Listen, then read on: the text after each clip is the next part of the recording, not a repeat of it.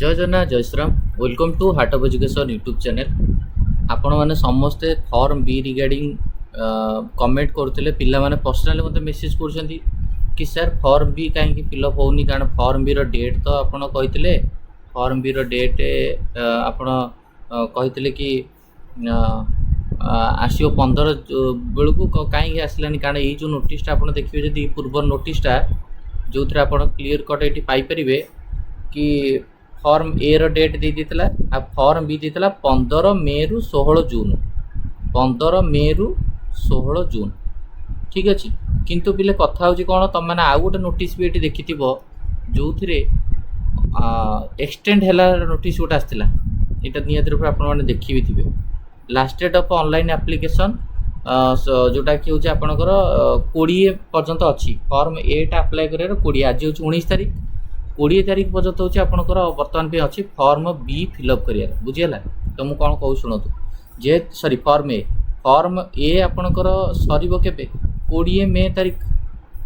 Form B आगुरी देता कौन 15 मे रु आपंकर देता जून 16 15 मे रु जून 16 पर्यंत आपड़ देता जेहेतु बर्तमान में बाहरनी बोली आम केमी जानिले आपड़ देखो यहाँ हूँ ओयूट्र सैट ये जमी आप देखिए ये फॉर्म ये देखो जमी क्लिक करने click the link submission application form ये जो लिंकटा जमी क्लिक करने जो लिंकटा मुझे माउस शो करुँची फॉर्म बी स्टार्ट हेल्ले गोटे लिंक दब तो बर्तमान फॉर्म बी स्टार्ट है तार कारण कौन ना तार कारण हूँ जेहेतु फॉर्म एटा डिले है तो सी गोटे कज हो पारे आउ गोटे कज कौन हो पारे ना बर्तमान सीएचसी पिला तो रिजल्ट बाहरनी पिला कहे सर सीएचसी पिला 12th रिजल्ट सहित फॉर्म बी बाहर कौन काम कारण फॉर्म बी रे सब मार्क दवा पड़े केमी कौन मार्क दवा पड़े कौन ना मुझे सब डिटेल्स बर्तमान कहूँ।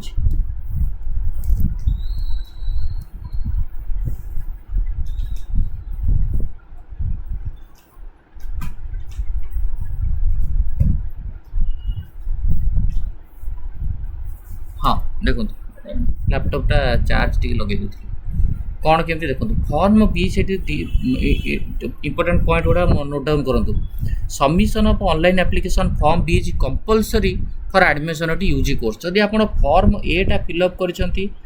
फॉर्म बी फिलअप करने को भूली गले ताहले ये सबुठार बड़ मिस्टेक बुझेगा फॉर्म बी फिलअप करा निहाती दरकार विदाउट फॉर्म बी रे आपन किछि लाभ नहीं। The candidate are advised to submit online application form B with correct entries within the stipulated date 17/4/2026 to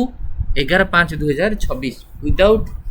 which merit list will not be generated आपनकर merit list publish करा जिवो नाही बुझला।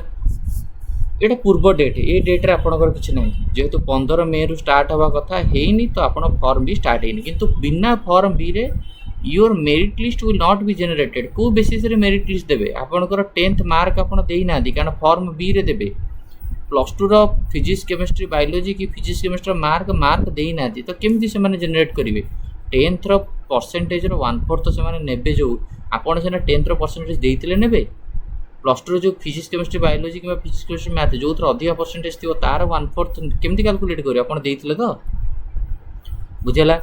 Edit option for form B will be active till the last date बर्तमान में आम जाने जेहेतु फॉर्म बी रो स्टार्ट है सो लास्ट डेट केबे हम जाने तो जब लास्ट डेट हम लास्ट डेट पर्यटन आपण करा दरकार तो बुझेगा। तो कौन कौन देछि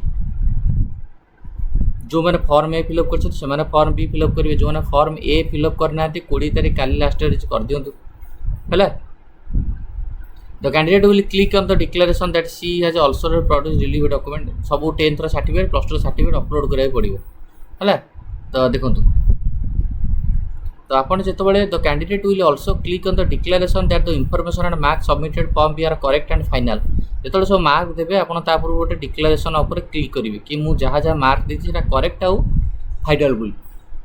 आपणकर 10th रे 70% आपन भूल भाल कर दे देबे 80% आपणकर फिजिक्स रे 92 आपन दे देबे बढ़ी कि 98 ये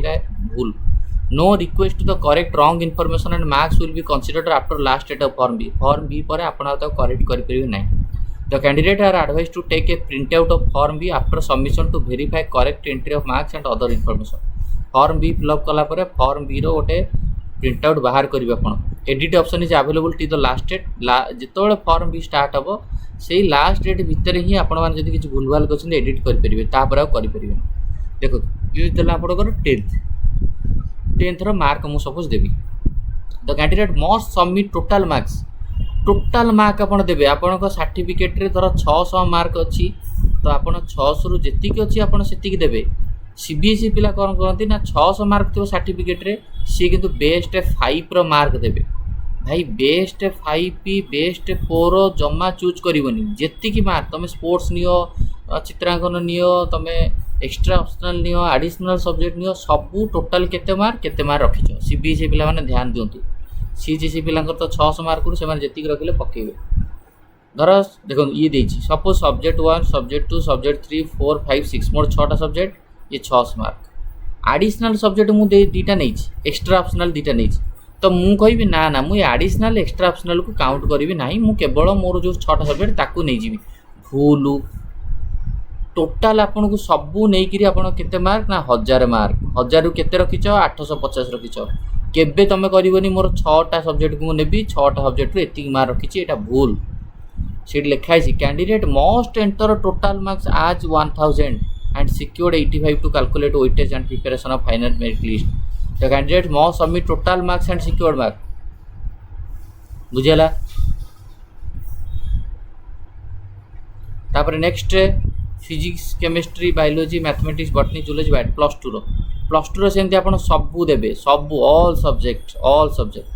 बुझेला ये लिखा है candidate must submit correct marks of 10th including additional extra optional सेमती प्लस टू भी एडिशनल एक्स्ट्रा ऑप्शनल जहाँ नहीं ये देखिए देखो the candidate must enter the total marks and secured marks of all subject of 10th marks enter taking best 5 best 6 subject out of total will not be considered best 5 best 6 तुम choose कर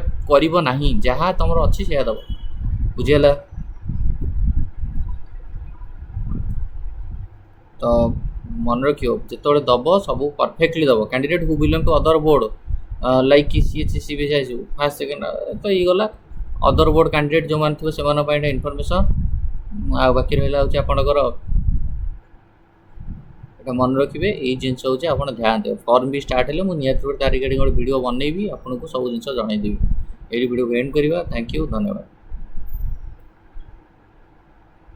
किंतु आउ गोटे point मन रखु ये जो sorry forestry आपणकर हाइट दरकार जेनेल एससी पिलांकर मेल पिलांकर 163 सेंटीमीटर एसटी 152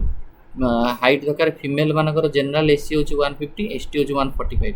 एम चेस्ट हूँ मेल मानकर 79 ରୁ 84 फीमेल मानकर 74 ରୁ 79 हाँ ये वीडियो को एंड करवा थैंक यू।